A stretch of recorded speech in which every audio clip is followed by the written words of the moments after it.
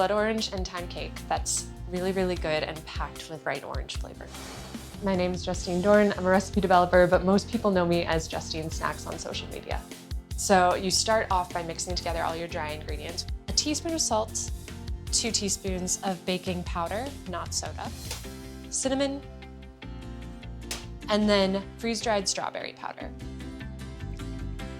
And now over to the wet ingredients. We want to add them in a certain order. So we have sugar, and then our eggs will go into that, and then the Greek yogurt, and our orange zest.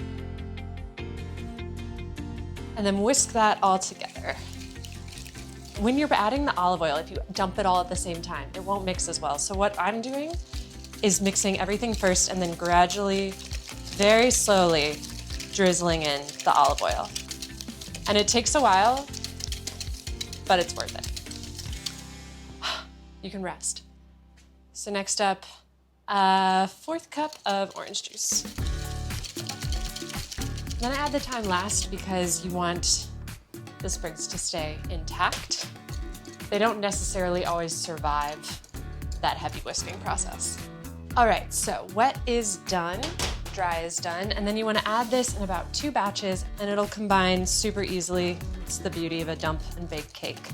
See, that's thickened, so we're time for our second batch. Everything's combined, and now it's ready to go in the baking tin. And now for my favorite part, which is decorating the top with orange slices. And then I also have sprigs of thyme. This goes in a 350-degree oven for about an hour. So now this is cooled down enough for me to touch it, so it's just a very easy flip out and down, and it's ready to slice.